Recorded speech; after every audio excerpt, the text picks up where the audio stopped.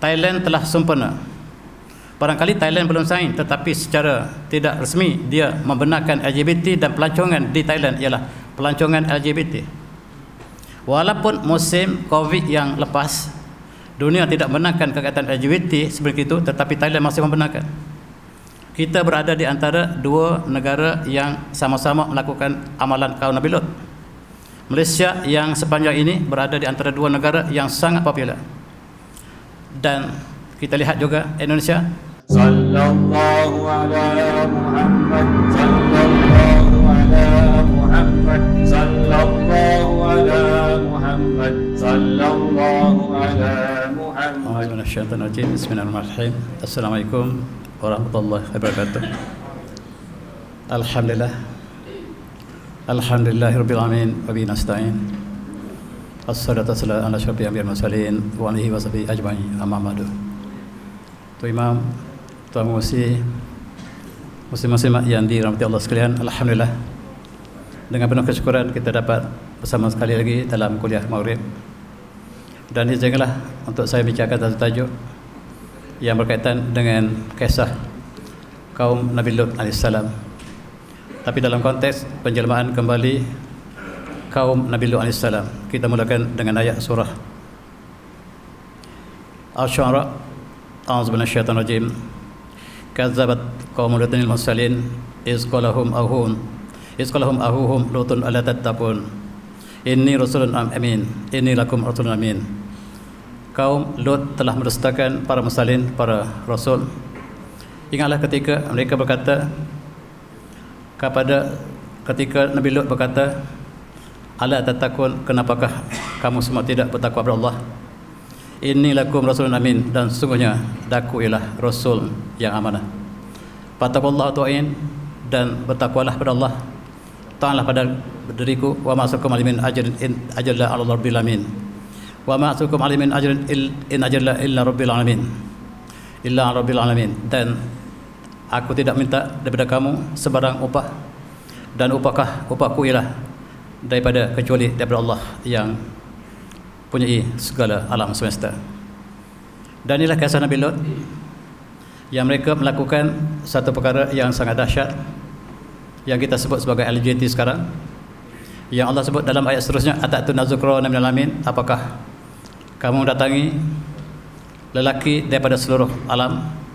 Wa tadru ma khalaqakum rabbukum min azwajikum bal antum qaumun adun, dan kamu meninggalkan apa yang Allah ciptakan kepada kamu daripada istri kamu, bahkan kamu semualah kaum yang melampau batas. Qalu la illam tantahiyanu ya lutakunan minal mukhrajin. Qalu in lam tahiya lutakunan minal mukhrajin, dan mereka berkata, sekiranya kamu tidak berhenti wahai Nuh, pasti kami akan mengeluarkan kamu daripada kampung kami. Dan itulah kisah yang Allah rakamkan dalam surah Asy-Syu'ara tentang kaum yang melakukan satu perkara yang melampau batas, mendatangi lelaki, dan mereka meninggalkan apa yang Allah ciptakan untuk mereka, para isteri. Tempat berlaku peristiwa ini dapat kita saksikan hari ini ialah di Laut Mati. Laut Mati inilah tempat yang telah Allah musnahkan kaum yang terlibat, yang Allah terbalikkan strata buminya daripada atas ke bawah, dan meninggalkan laut ataupun tasik yang besar yang kita sebut sebagai Buhairah ataupun Laut Mati ini.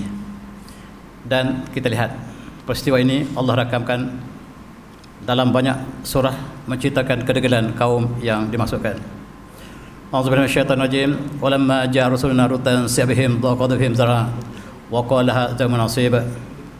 Dan tatkala utusan kami, para malaikat yang diutuskan kepada Nabi Lut untuk memberikan sesuatu, maka Nabi Lut merasakan sempit dadanya disebabkan tiga malaikat ini menyerupai sebagai tiga orang pemuda yang sangat kacak.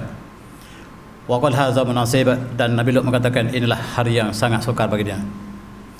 Wajahu kamu yarun alaihim qalu kanu ya'malun sayyi'at, dan apabila melihat malaikat datang ke rumah Lut, Nabi Lut AS, kaumnya datang secara tergesa-gesa untuk melihat siapakah pemuda yang datang ke rumah Nabi Lut AS. Qala ya qaumi haula banati hunna lakum fattaqullah. Lalu Nabi Lut mengatakan, wahai kaumku, inilah anak-anakku, yang kawinlah anakku ini, dan mereka adalah lebih bersih untuk kamu. Fattaqullah, dan bertakwalah kepada Allah.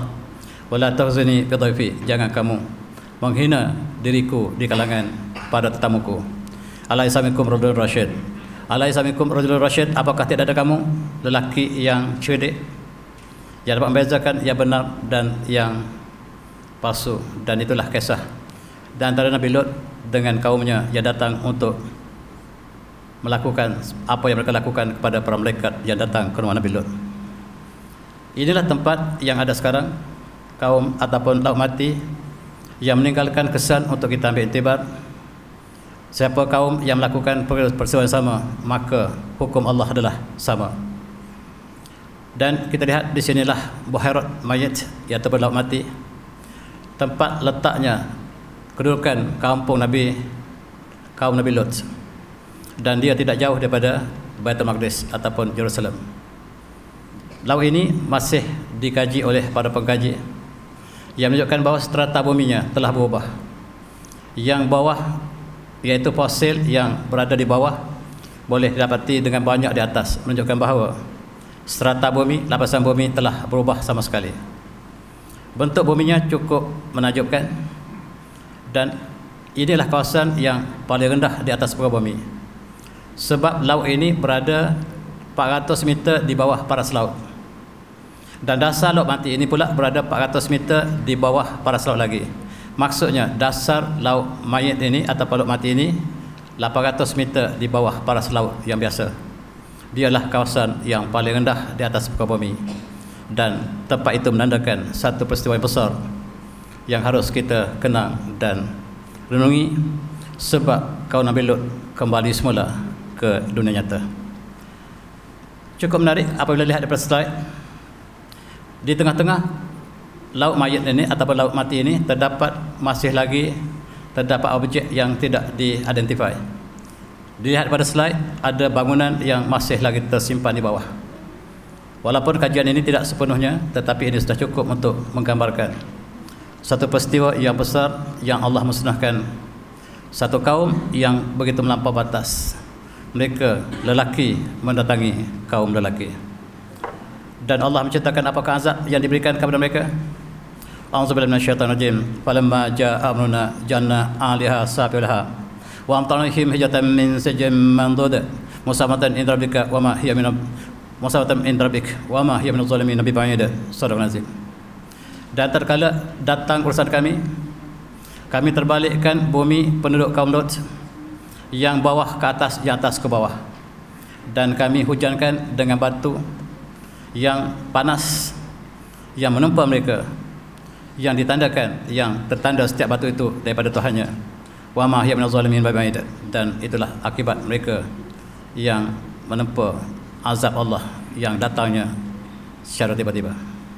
Ahli tafsir mengatakan bahawa kaum mereka, tempat rumah mereka telah diazab dan mereka telah dimusnahkan, dan mereka ditembalikkan sehinggalah kemusnahan yang total. Inilah apa yang ada sekarang. Ini strata bumi yang kita dapat lihat berada di sekitar laut mati. Ahli geologi sangat menakutkan melihat strata ini. Strata yang biasa kita lihat dia satu lapis, berlapis-lapis, tetapi ini kita lihat dia telah dilipat, seolah-olah dilipat. Kita lihat stratanya bengkok. Biasanya strata dia straight ataupun dia beralun, tetapi dalam satu garisan yang mendatar. Tetapi ini sudah cukup menakutkan. Apakah yang berlaku? Wallahu a'lam. Tetapi daripada strata bumi ini menunjukkan sesuatu yang sangat-sangat luar biasa daripada strata bumi yang pernah dikaji oleh mereka. Selain pada itu, dapati bahawa terdapat batu-batu yang kecil yang terbakar. Batu-batu kecil yang terbakar yang terdapat di sekitar laut mati ini juga menimbulkan tanda tanya. Apakah ini sijil min yang Allah sebutkan tadi? Apakah dia hijaratun min sijil? Apakah dia batu yang terbakar? Dan dilihat daripada kajian ekologi ini ataupun kajian arkeologi ini, mereka cuba lihat komponen daripada batu ini, dan mereka dapati bahawa antara komponen ialah kibrit. Kibrit ialah kibrit adalah sebab satu daripada kimia yang menjadi komponen kepada batu yang kelihatannya terbakar. Dan inilah bentuk batu yang terbakar.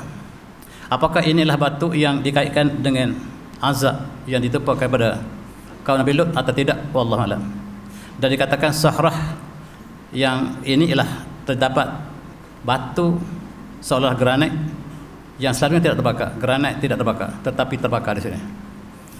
Granit ini terbakar dalam yang kita saksikan. Apakah ini sebahagian daripada peninggalan peristiwa tersebut ataupun tidak ada kena dengan peristiwa tersebut, hanya Allah yang tahu. Tuan-tuan, Allah mengatakan fa'azatuhum as-sahihatul musyrikin. Fa'azatuhum as-sahihatul musyrikin, pada pagi itu satu suara yang sangat menggemparkan, suara yang sangat kuat telah berlaku ketika musim baru saja matahari muncul. Fajanaha 'aliha sabiha, seperti tadi juga, dan kami terbalikkan bumi mereka yang atas ke bawah. Wa amtarna 'alaihim hijatan min sijil, dalam bentuk yang sama, dan kami hujankan mereka dengan batu yang terbakar. Dan itulah azab bagi mereka yang telah menentang para rasul. Dalam konteks ini kaum Nabi Lut menentang Nabi Lut, dan apabila kebenaran yang dibawa oleh para rasul ditentang, maka nasib hanyalah sama saja sepanjang zaman. Kita lihat di sini, ahli geologi mengatakan bahawa di situ berlaku gempa bumi. Itulah yang dapat mereka simpulkan. Mereka cuba gambarkan bahawa letupannya sangat besar sehingga sebahagiannya terbangan ke atas. Ini adalah gambaran ahli geologi yang melihat peristiwa yang ditapak kejadian. Dan mereka cuba mengkaji tentang lapisan bumi tersebut. Mereka buat kesimpulan. Inilah mereka yang tidak beriman.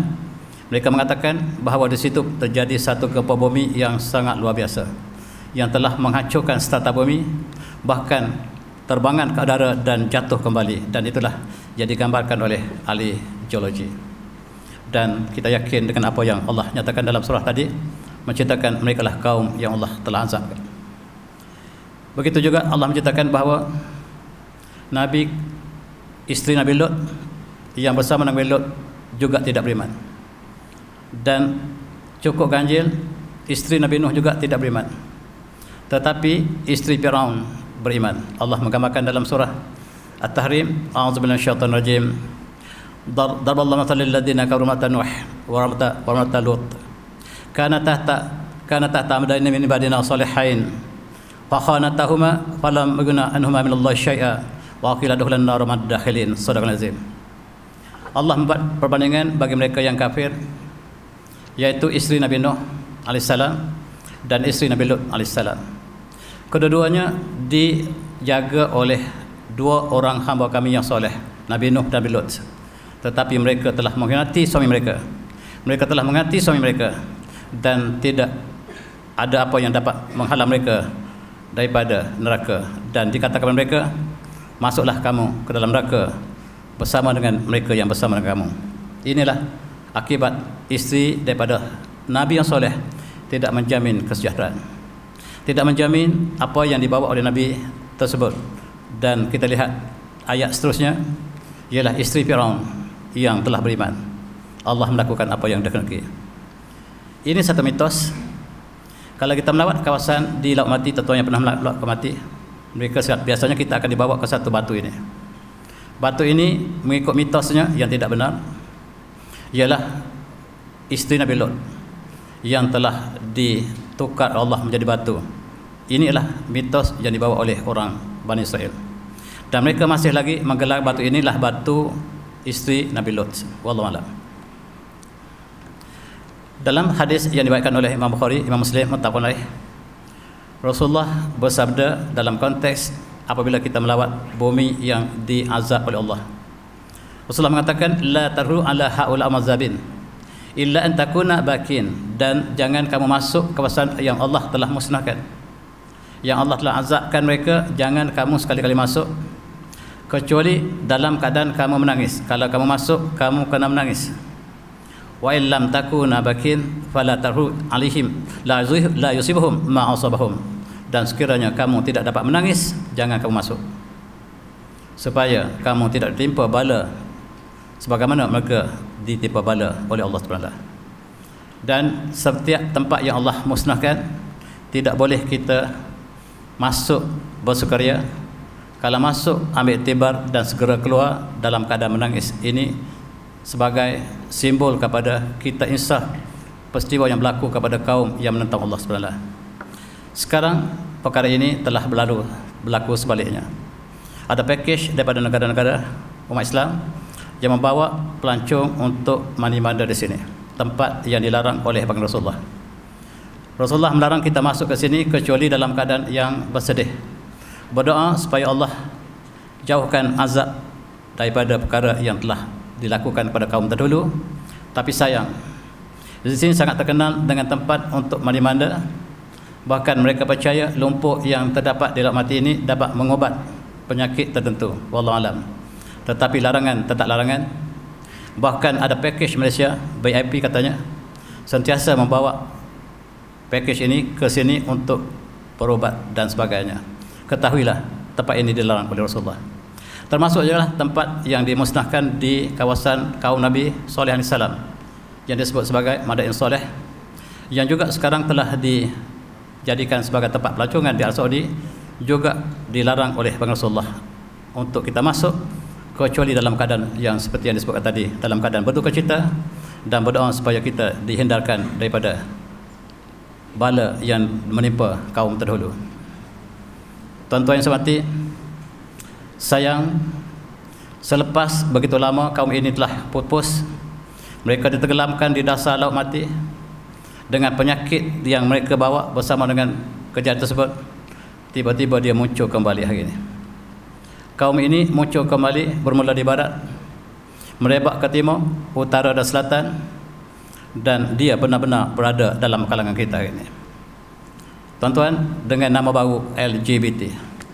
LGBT ialah penyakit kaum Nabi Lut yang telah musnah, hilang daripada muka bumi, tapi muncul di barat, yang dikembangkan di Amerika, dikembangkan negara Eropah, dibawa ke Asia, dibawa ke Australia, dan sekarang hampir seluruh dunia telah menerima akibat daripada amalan sosang daripada kaum Nabi Lut ini. Dan kalau kita bandingkan apa yang berlaku hari ini dengan apa yang berlaku dekat Nabi Lut, kaum yang ada hari ini lebih dahsyat. Sebab sebagaimana dinyatakan dalam ayat tadi, kaum Nabi Lut hanyalah berlaku di kalangan jantan dengan jantan. Tetapi kini berlaku di kalangan jantan dengan jantan, betina dengan betina. Dan mereka telah mengadakan istilah LGBTQAI. Sekarang ada tambah lagi. Dulu LGBT, sekarang mereka tambah QAI. Apakah QAI ini? Tentulah lebih dahsyat daripada apa yang kita bayangkan. Lesbian, betina dengan betina, gay, jantan dengan jantan, bisexual, dan transgender, yang kita sebut sebagai third gender, menjadi perjuangan kaum yang terkutuk ini. Hati-hati sebab dia telah menjelma dalam negara kita. Inilah yang telah ditambah sekarang, LGBTQIA. Sebelum ini pun LGBT sudah merebak sedunia. Sekarang mereka semakin advance, menambah 3 lagi. Tuan-tuan lihatlah apakah saya pun tidak boleh terjemah apakah yang mereka sebut dengan berbagai-bagai istilah yang mereka ciptakan untuk menggambarkan aktiviti kaum yang Allah musnahkan pada saat masa dulu. Amerika, negara yang maju dengan teknologi, tapi sayang mereka tidak membina manusia. Mereka gagal membina manusia. Manusia mereka hampir serupa dengan haiwan. Sebab peta ini menggambarkan negara yang membenarkan LGBT yang warna tertentu, dan yang tidak membenarkan masih ada lagi, dan yang tidak membenarkan warna yang cerah tetapi yang warna hitam mereka menghalang, tetapi yang warna merah mereka membenarkan.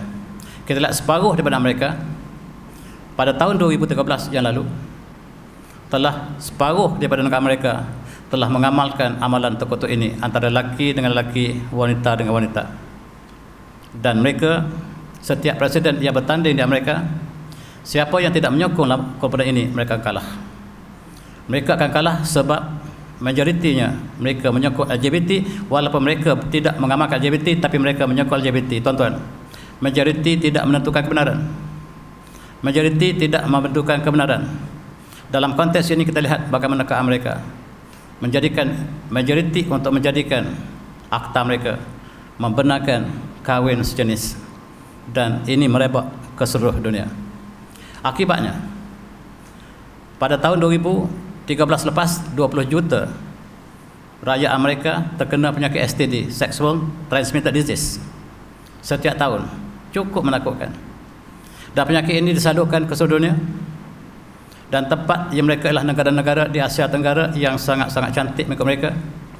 Apabila ada tahun melawat Malaysia, mereka transmitkan penyakit STD ini di kalangan pengamal yang sama dengan negara kita. Tahun melawat Malaysia ialah tahun bala, sebab yang datang ialah pelancong yang baik dan pelancong yang seperti ini, yang membawa STD, dan mereka ingin perkenalkan LGBTQAI ini di negara kita. Akibatnya juga tuan-tuan kelihat amalan mereka. Satu daripada wanita di Amerika pernah diperkosakan. Ini data yang lama. Dan sekarang dengan adanya apa yang mereka kata pesta Oktoberfest yang mereka lakukan minum arak bulan lepas begitu ramai. Selepas mereka melakukan minum arak secara besar-besaran, mabuk, mereka melakukan jenayah, termasuklah jenayah seksual. Itulah Amerika, simbol negara maju. Teknologi mereka sudah sampai ke langit, tetapi manusia mereka hina, lebih hina daripada hewan. Dan apakah kita juga menuju ke arah yang sama? Sebab dalam banyak hal kita jadikan Amerika sebagai benchmark kita, dan kita menempa bala yang sama. Dalam konteks ini Rasulullah bersabda yang diwakilkan oleh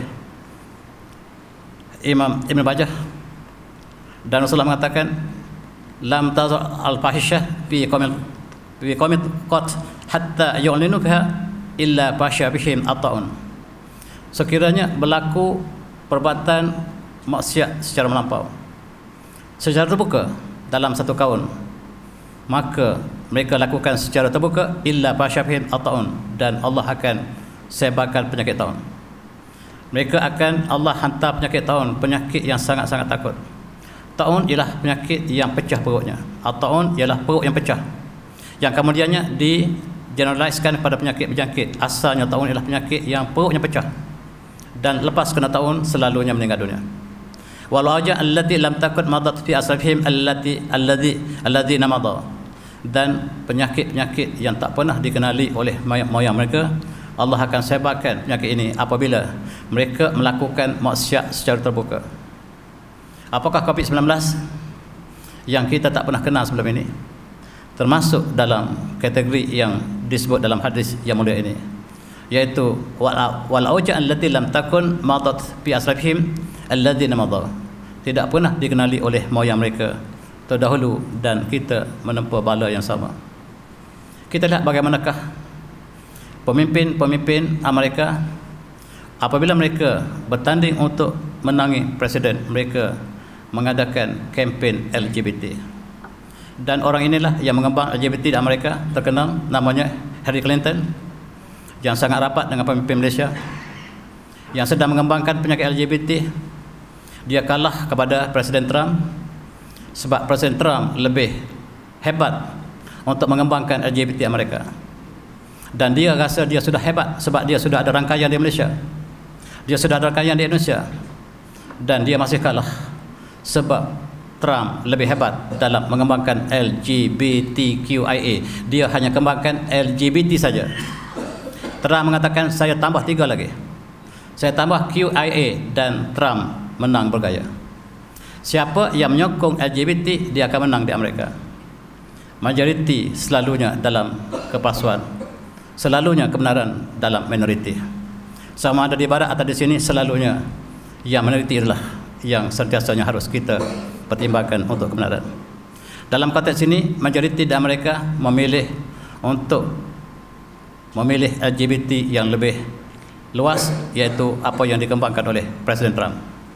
Presiden Trump mengatakan, sebelum ini saya tidak terfikir pun saya ingin kembangkan LGBT, tapi apabila saya bertanding sebagai Presiden Amerika, saya akan bukakan LGBT seluas-luasnya kepada rakyat, kepada Amerika. Siapa nak kahwin silakan, nak kahwin jantan dengan jantan silakan, nak kahwin betina dengan betina silakan, tapi kalau nak dapat anak kena kahwin jantan dengan perempuan, lelaki dengan perempuan. Trump mengajar kita kalau nak anak mesti kahwin lelaki dengan perempuan. Kalau kahwin jantan dengan jantan tak ada anak, kata Trump. Kalau kahwin betina dengan betina tak ada anak. Kalau nak anak mesti lelaki dengan perempuan. Trump mengajar penduduk Amerika.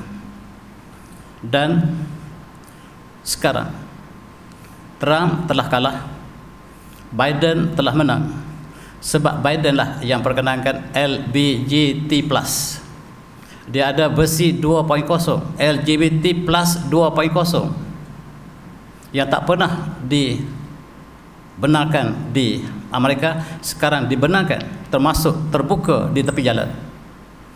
Akibatnya dia menang 70%.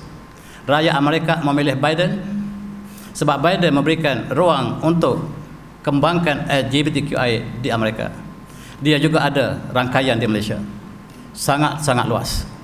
Pusat di Asia Tenggara ialah di Singapura. Wakil Trump untuk LGBT di Asia Tenggara ialah Singapura. Dan rangkaian mereka ada di seluruh dunia. Thailand menjadi ejen bersama dengan Singapura. Maafkan saya, tuan-tuan. Donald Trump hanya menang 17% sebab dia tidak bersungguh-sungguh untuk benarkan LGBT. Dia tidak bersungguh-sungguh.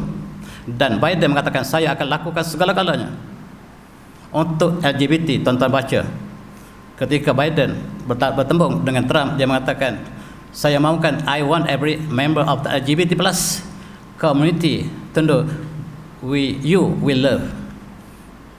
Dan kamu ialah masyarakat yang kami cintai, yang terlibat dengan LGBT. Dan dia menang bergaya. Tuan-tuan, sekiranya kita memilih pemimpin di kalangan perompak, pemimpin yang dipilihlah perompak yang paling jahat. Sebab majoriti tidak menentukan kebenaran.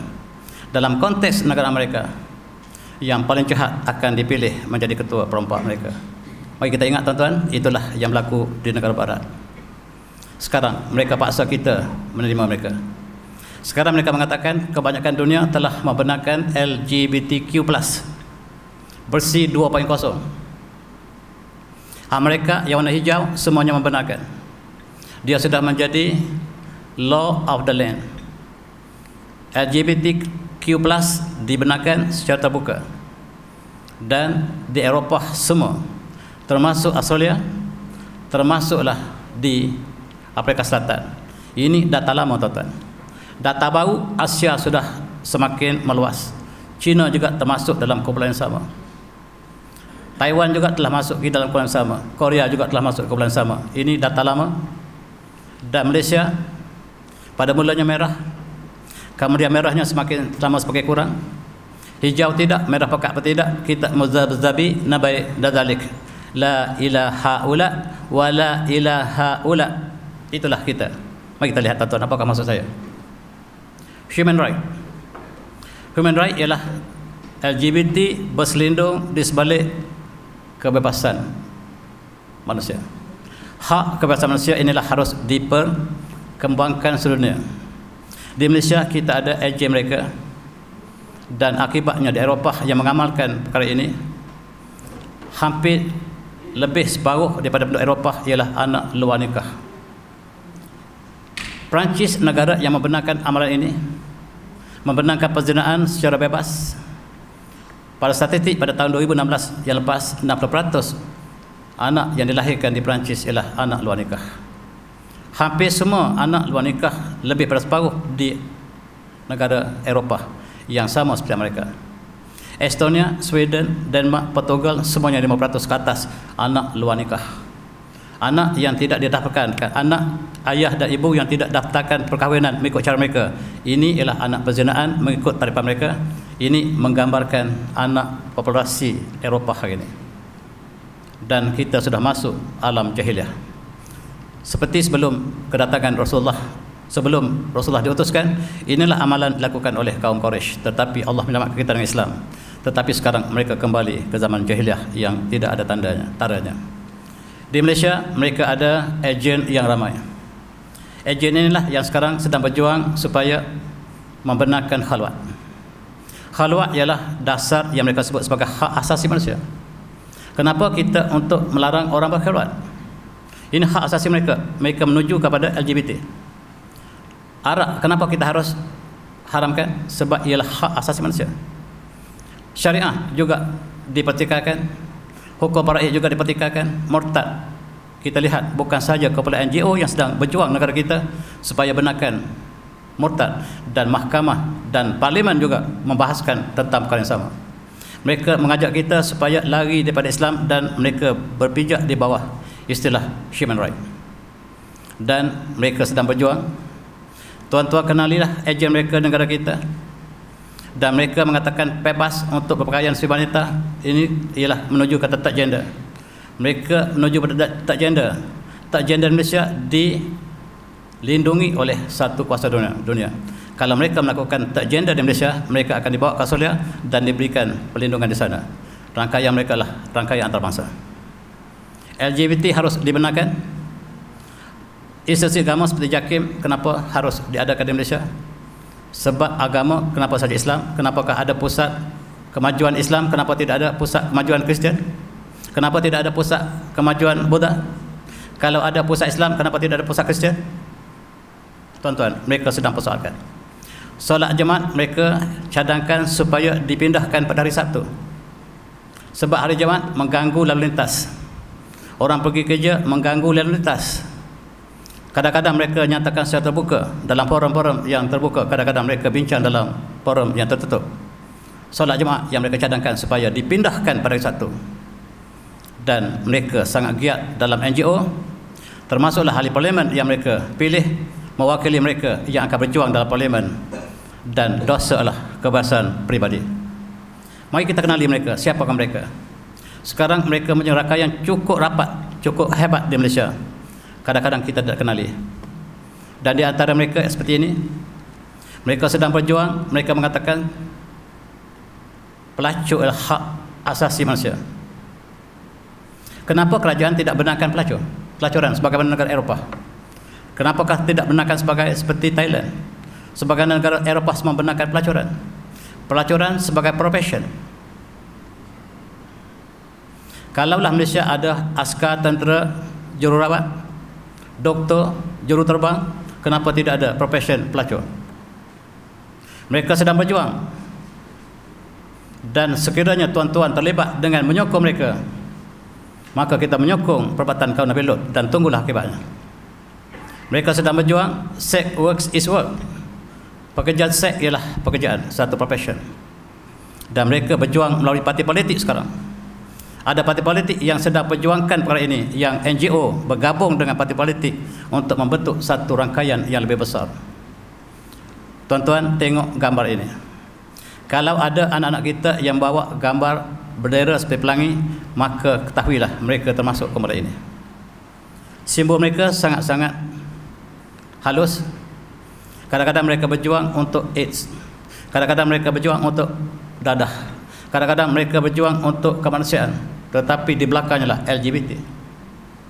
Kita lihat bagaimanakah pemuda-pemuda kita yang telah terlibat di sini. Termasuk pelajar saya. Saya tahu sebab pelajar saya yang terlibat. Dan untuk panggil kembali, mereka sudah hampir seluruh kegiatan mereka terlibat dengan perkara yang sama. Tuan-tuan, apakah hukuman yang dikenakan kepada penyakit ataupun hukum perbuatan kaum Nabi Lut? Dalam kitab-kitab fiqh dibincangkan begitu banyak. Mereka mengatakan apakah dia sama dengan zina, yakni rejam ataupun dipukul 100 rotan bagi mereka yang muhsan, yang bukan muhsan, dan lain-lain.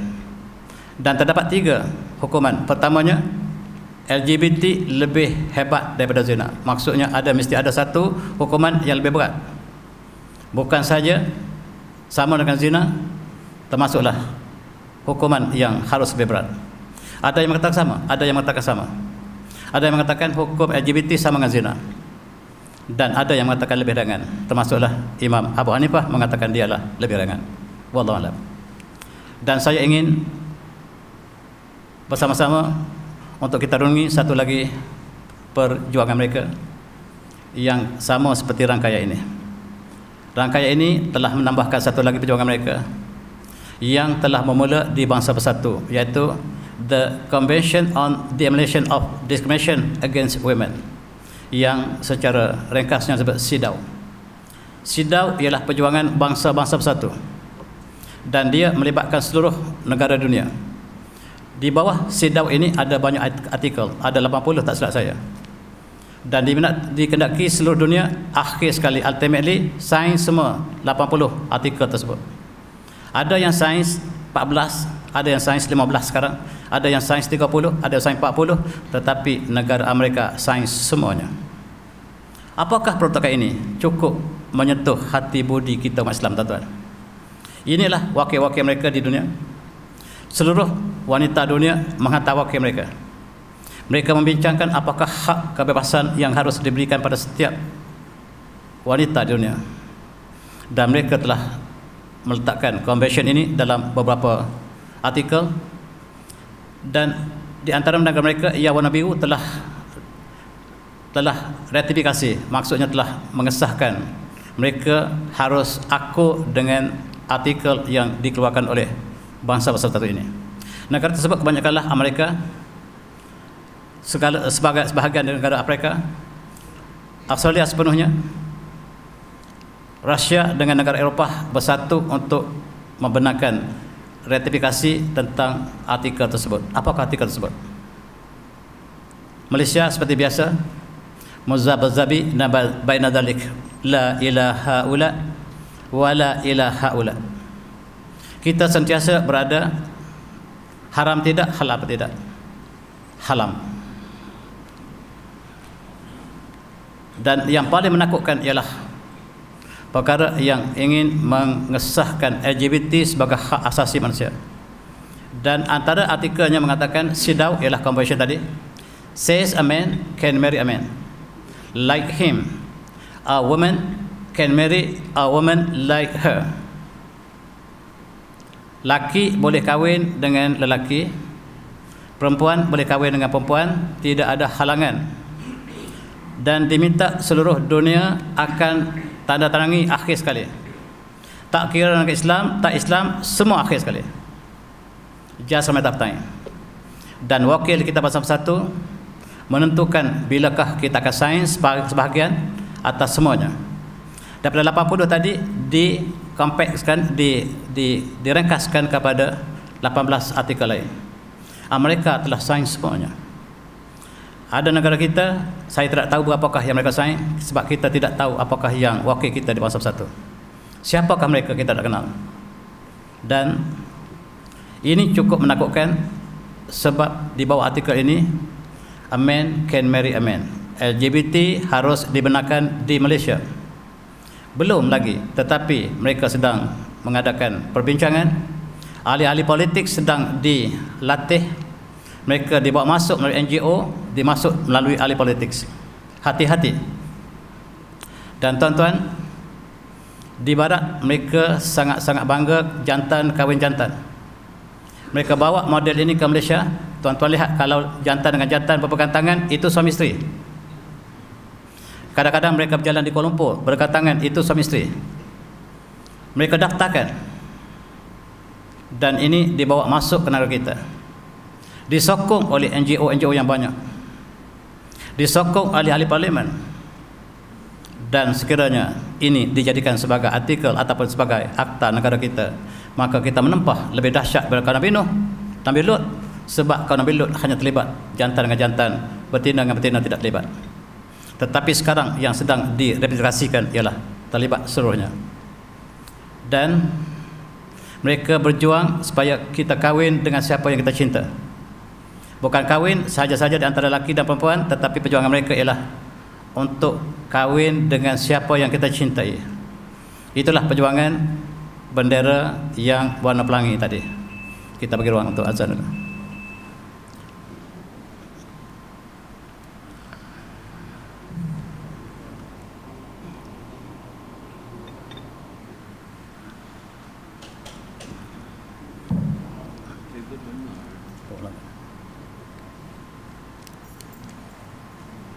Oh, tak kuat dah dengar.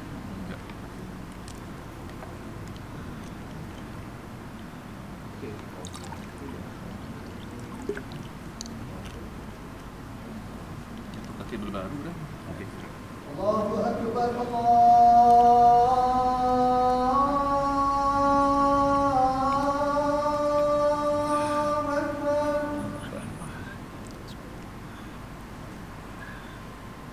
Allahu Akbar, Allahu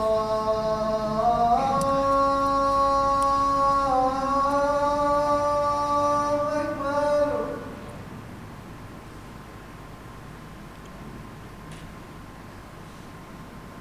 Asyhadu an la ilaha illallah.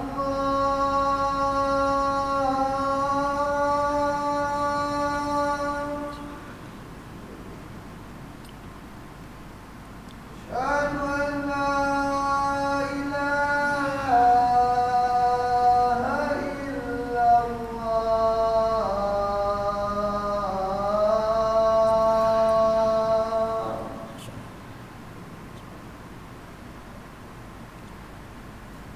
Asyhadu anna Muhammadar Rasulullah.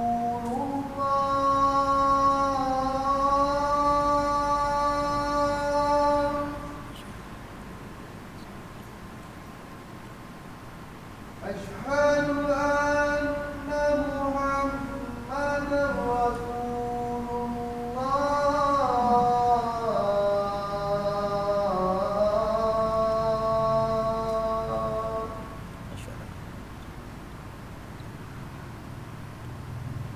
Hayya 'alas shalah.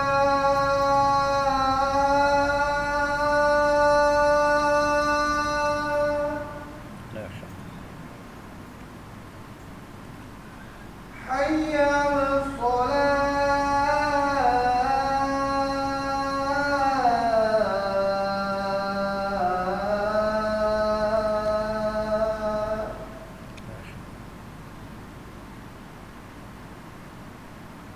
Hayya 'alal falah.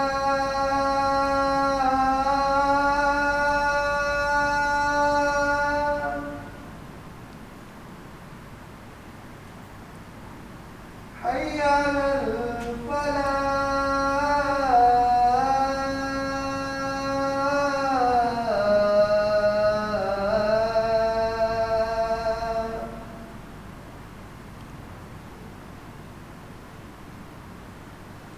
Allahu Akbar, Allahu Akbar.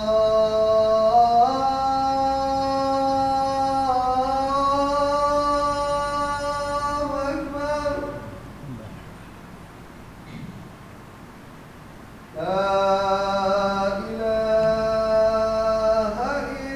illallah.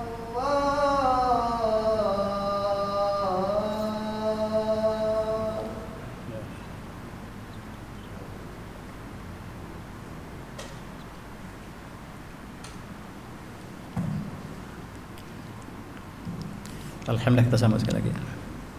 Untuk meneruskan LGBT, mereka harus perkenalkan tak gender. Tak gender ialah lelaki A, lelaki, perempuan, dan C bukan di atas.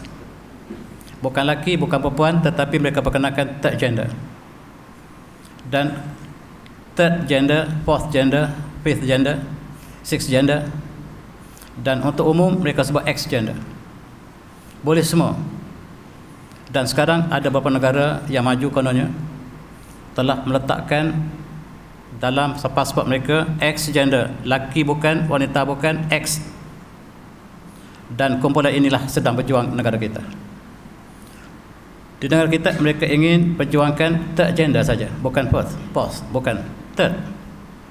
Third gender sedang diperjuangkan bertahun lepas di parlimen, dibentangkan oleh parlimen, dan cukup menarik hati ialah dibentangkan oleh umat Islam, ahli parlimen Islam.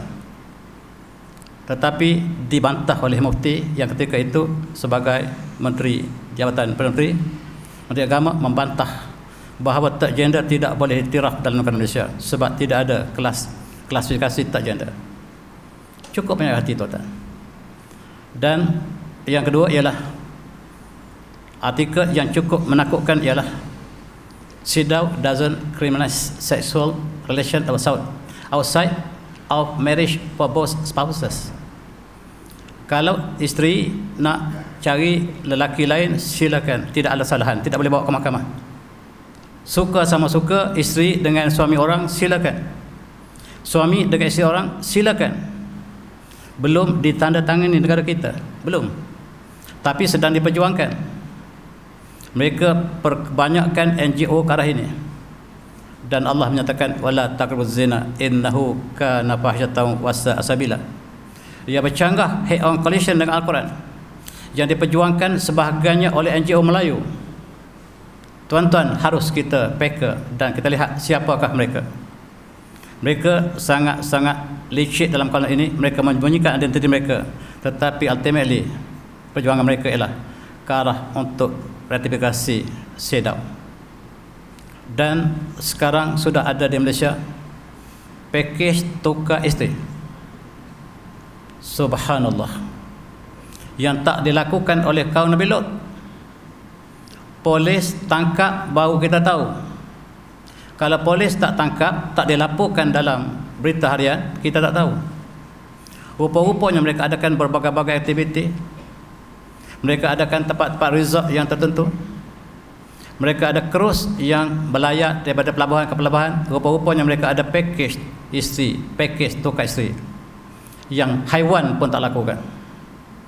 Tuan-tuan, gagak mereka ada pasangan masing-masing. Gagak satu contoh, yang jantan dengan yang betina tidak ada pasangan selain pada pasangan yang khusus. Sekiranya pasangannya telah diceroboh oleh yang lain, mereka hukumanlah mati. Sekarang dia telah mula negara kita. Kita tak tahu siapakah yang terlibat. Dalam berita harian tidak ceritakan nama mereka, tetapi mereka lah orang Melayu. Dan Rasulullah bersabda dalam konteks ini, ma taraktu ba'di fitnatan adhara'an lil-rijal minan nisa. Tak ada fitnah yang saya tinggalkan selepas saya tak ada lagi, ialah lebih daripada fitnah wanita terhadap lelaki. Rasulullah telah berpesan dalam konteks ini. Mari kita lihat jiran kita, namanya Singapura. Mereka sebut Singapura sekarang. Mereka tukar daripada Singapura jadi Singapura. Singapura maksudnya kota singa. Singapura maksudnya lubang singa. Nama tidak boleh ditukar. Kalau kota baru tidak boleh tukar menjadi Newcastle. Newcastle berubah daripada Kelantan pergi ke England. Tak boleh tukar. Nama tak boleh tukar, tuan-tuan. Tetapi Singapura tukar nama. Bukan saja tukar nama, tapi tukar gender. Ini ialah Perdana Menteri mereka sekarang. Bulan 9 lepas, ketika mereka merayakan hari kebangsaan mereka, dia buat satu pengumuman yang sangat penting. 3 bahasa dia telah buat ucapan dalam bahasa Mandarin, bahasa Inggeris, bahasa Melayu. Dia mulakan dengan bahasa Melayu. Tuan-tuan dengar ucapan dia, cukup menyentuh hati budi orang Islam di Singapura, sebab dia benarkan LGBT.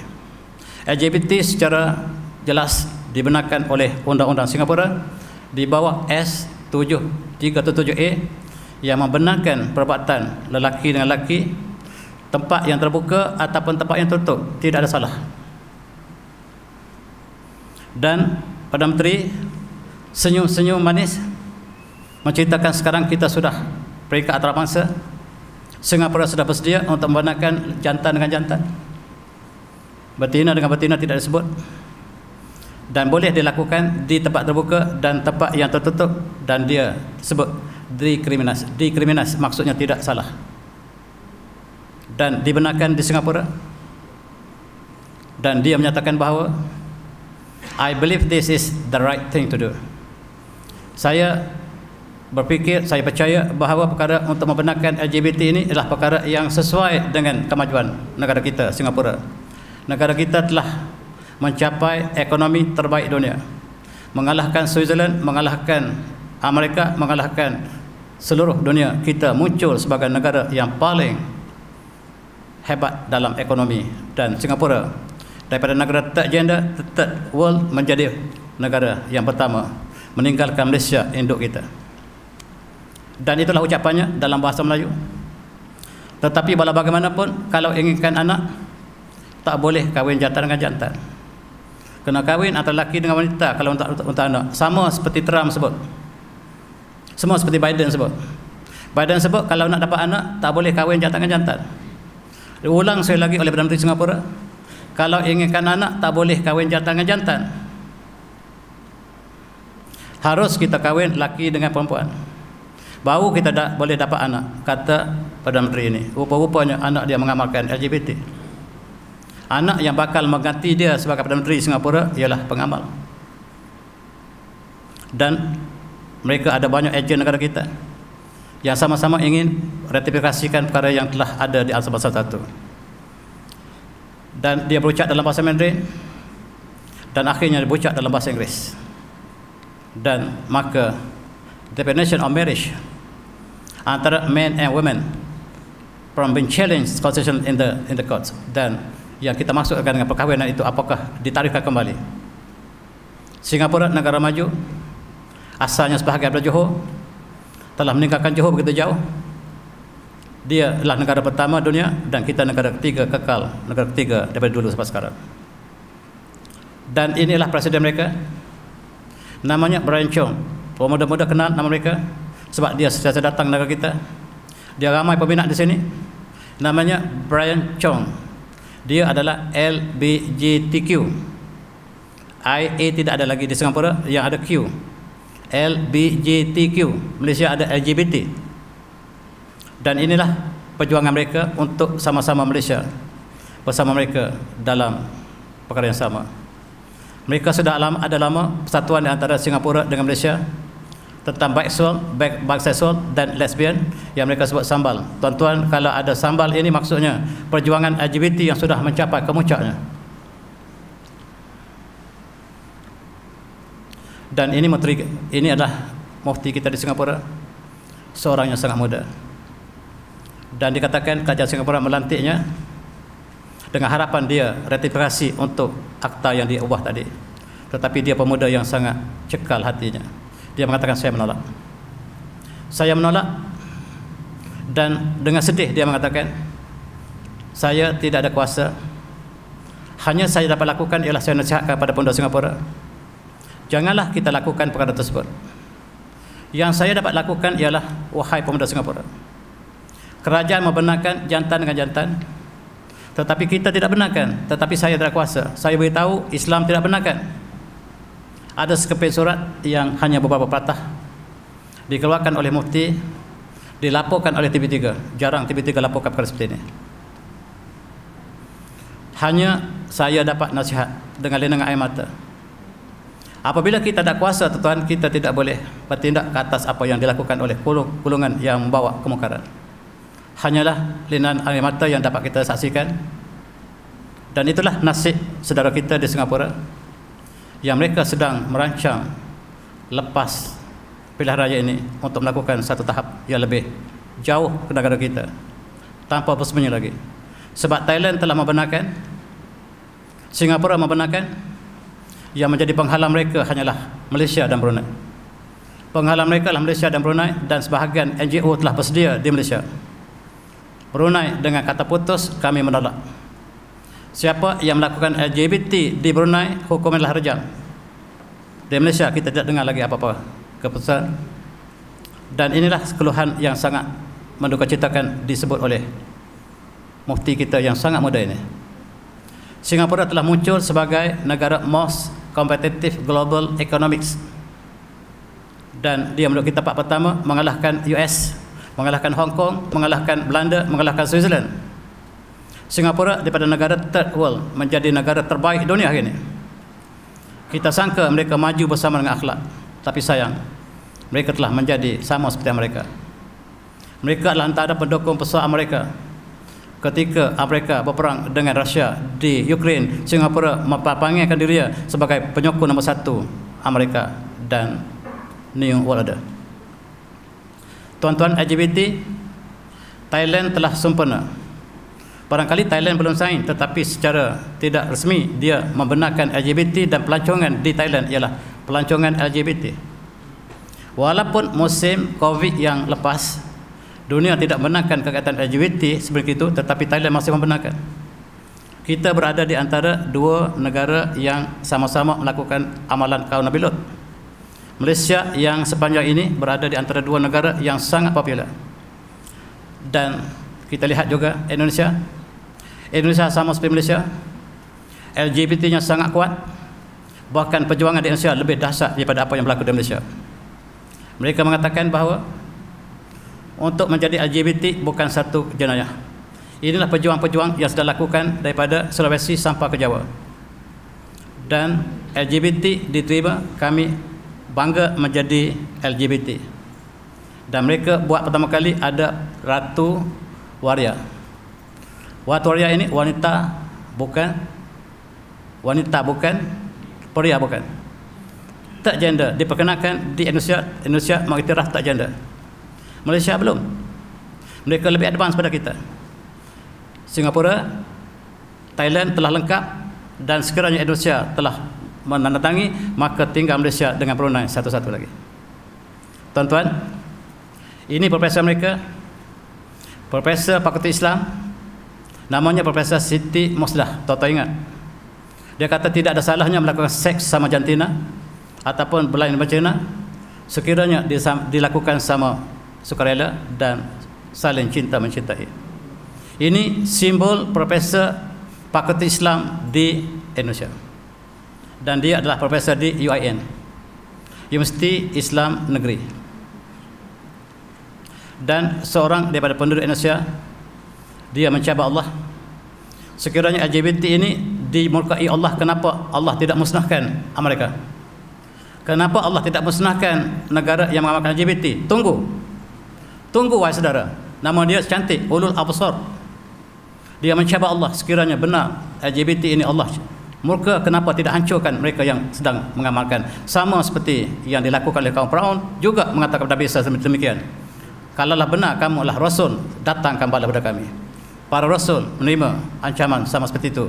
Dan seorang barangkali ustaznya, namanya Ulul Absar, cantik namanya, mencabar ilahi. Dan tiba-tiba ketika mereka berpesta di Pilu, namanya Palu, Kota Palu, Sulawesi, mereka pesta LGBT di situ. Allah datangkan satu tsunami yang menghancurkan seluruhnya. Tapi berita tidak mengatakan di situ pusat LGBT. Mereka melakukan LGBT terang-terangan. Ketika musim hampir senja, di masjid hanya ada 3 orang. Mereka pesta LGBT di luar pantai dekat dengan masjid. Dan akhirnya kita lihat apakah yang berlaku. Datang tsunami. Mereka mengatakan ini tak ada mengenai dengan LGBT sebab ini adalah peristiwa alam. Beritahu mereka tidak ada selai daun yang jatuh kecuali dengan kehendak Allah. Beritahu tidak ada selai daun yang jatuh kecuali dengan kehendak Allah. Dan mereka mengatakan tsunami tak ada kena-mena dengan LGBT. Tuan-tuan, ini gambar sebelum tsunami menjelma. Mereka telah ada third gender, fourth gender, fifth gender, dan mereka ada X gender di Indonesia, di Sulawesi, dan LGBT yang mereka raihkan di Palu. Dan itulah yang kita saksikan dalam peristiwa yang cukup menyayat hati tersebut. Kalaulah tsunami lain di Sulawesi lepas ada gempa bumi yang sangat dahsyat, tsunami dan lumpur yang tebal, tiga-tiga serentak dilakukan ataupun diterima oleh kaum yang degil tersebut. Brunei satu-satunya yang kita boleh puji hari ini. Dia mengatakan kami Brunei negara yang sangat kecil, kami ingin laksanakan hukum syariah. Itulah sebab kami tidak masuk Malaysia pada tahun 1997. Sebab kami jangkakan Malaysia yang mengamalkan sekularisme tidak mungkin untuk melaksanakan syariah. Kami ingin melaksanakan syariah sejak sebelum kami, ketika kami di bawah British, kami ingin melaksanakan syariah, tetapi dilarang oleh British. Dan kami bercita-cita apabila kami merdeka, kami ingin laksanakan syariah, dan kami yakin Malaysia kami tidak masuk sebab kami yakin Malaysia tidak akan laksanakan syariah. Hukum hudud tidak akan dilaksanakan oleh Malaysia. Kata siapa dia? Sultan Omar Sarifuddin. Sultan Omar Sarifuddin menyatakan demikian, ayahanda kepada Sultan sekarang. Dan tuan-tuan, di antara orang Malaysia yang datang ke Brunei mengatakan jangan kita mengadakan hukum hudud secara tergesa-gesa. Islam dilihat sebagai tidak cantik sekiranya kita tidak lakukan dengan bergesa-gesa. Kita harus tangguh dulu, kita mesti kaji. Kata Sultan Brunei, siapakah kita untuk kita tangguh? Siapakah kita untuk kita tangguh? Rasulullah tidak segera mengadakan di Madinah, kata orang Malaysia. Benar kata Sultan Brunei. Sebab Madinah, di Mekah ketika itu belum turun lagi ayat tentang pemerintahan. Yang turun di Mekah ialah ayat-ayat tentang akidah. Apabila turunnya ayat mengharamkan riba, mengharamkan arak di Madinah, seluruh diberhentikan serta-merta, tidak ada tangguh. sekarang kita terima Al-Quran yang lengkap, yang kita wajib melaksanakan seluruhnya. Dan kalau kita tidak mampu, itu pasal lain. Tetapi apakah kita hendak atau tidak? Hendak sebudaya, tak hendak sebudalih, kata Sultan Brunei. Dan tuan-tuan, mari kita kenangi, dan Majlis Fatwa Brunei membuat hukuman untuk LGBT ialah hukuman mandatory, rajam sampai mati. Rajam sampai mati itulah hukuman yang dikenakan oleh kepada mereka yang terlibat dengan LGBT. Seluruh pengamal LGBT lari daripada Brunei menuju Malaysia untuk selamat diri mereka daripada ancaman di Brunei. Belum pun dilaksanakan lagi, belum pun. Brunei telah bersih daripada pengamal LGBT yang sedang berkumpul di Malaysia, Singapura, Thailand, Indonesia. Sampah Brunei telah bersih. Kita sedang menerima sampah mereka. Kata Sultan Brunei, kami akan laksanakan hukum rejam penzina, dan hukum LGBT lebih tinggi daripada zina, dan kami telah putuskan dalam muzakarah kami, dan kami telah gazet. Bila laksana wallahu alam, tetapi dengan gazet sudah cukup untuk menakutkan mereka yang terlibat dalam amalan tersebut. Dan dalam satu hadis diriwayatkan oleh Imam Tirmizi, Rasulullah bersabda, ma wajadtumuhu ya'mal amala qaumul lut faqtulu al-fa'il wal maf'ul bih. Sekiranya kamu dapati orang yang melakukan amalan kaum Nabi Lut, yang laku bunuh, yang kena laku pun bunuh, dua-dua dibunuh. Dan inilah hukum yang diambil oleh Brunei. Malaysia sedang berjuang supaya dibenarkan. Berbeza sama sekali, benarlah firasat Sultan Omar Sarifuddin yang Malaysia tidak mungkin melaksanakan syariah, dan oleh sebab itu kami tidak bersedia untuk dengan Malaysia, dan kami bersendirian sebab kami ingin melaksanakan hukum Allah, kata Sultan Saifuddin, Omar Saifuddin. Dan takut direjam, mereka keluar Brunei secara tiba-tiba, berkumpul di Sulawesi, berkumpul di Jawa, berkumpul di Singapura, berkumpul di Malaysia, berkumpul di Thailand. Tuan-tuan, ini adalah kumpulan yang sedang berjuang untuk menghalalkan LGBT di negara kita. Mereka namanya feminis, namanya hak asasi manusia, pejuang-pejuang kemanusiaan dan sebagainya. Dan mereka bawa kes ini ke Bangsa Bersatu, dan Bangsa Bersatu memberi amaran kepada Brunei, jangan laksanakan syariah di Brunei. Kami akan halang. Apa jawab Sultan Brunei? Tuan-tuan baca. Kenapa berita ini tak sampai ke Malaysia? Kata Sultan Brunei, benar. Kamu Amerika, sebab wakil pasal ini dari Amerika. Kamu negara besar, kamu negara berdaulat. Kami negara kecil, kami berdaulat. Kami tidak persoalkan apa yang kamu lakukan di Amerika. Kenapa kamu persoalkan kami negara kecil ingin melakukan hukum kami? Kamu berjuang untuk kebebasan. Kenapa kamu tidak bersama kami, tidak membenarkan, sedangkan hak kami, sedangkan kami adalah negara merdeka walaupun kami negara kecil. Tuan-tuan, mari kita kenang peristiwa malam ini.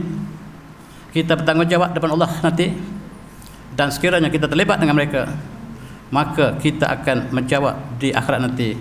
Sebab apabila kita beri kuasa pada sesuatu, kaedah usul fiqh mengatakan ar-ridha bisyai', bimana ar-ridha bima yatawalladu minhu. Kita redha dengan sesuatu, maknanya kita redha dengan akibatnya. Kita bagi kuasa kepada perompak bagi peristiwa pada perompak membunuh, kita yang bertanggungjawab. Tuan-tuan, saya tutup dengan surah ini.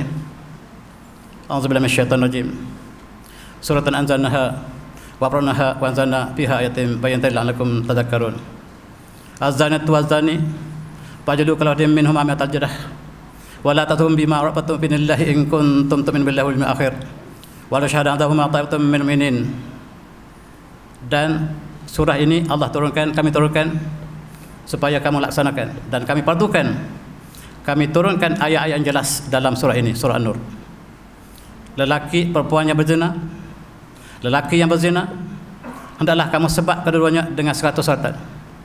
Jangan kamu kasihan belas kepada mereka untuk melaksanakan hukum Allah sekiranya kamu beriman kepada Allah dan hari akhirat. Dan hendaklah azab mereka disaksikan oleh sebahagian daripada orang mukmin.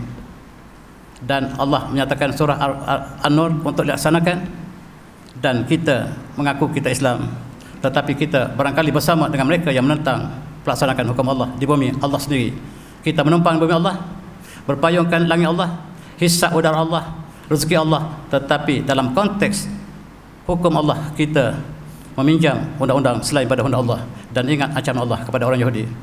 Kepada Bani Israil, wa man lam yahkum bima anzalallah wa man lam yahkum bima anzalallah fa ulaika humuz zalimun. Barang siapa yang tidak berhukum dengan apa yang Allah turunkan, mereka adalah orang zalim, dan mereka yang tidak berhukum dengan Al-Quran, mereka adalah orang zalim.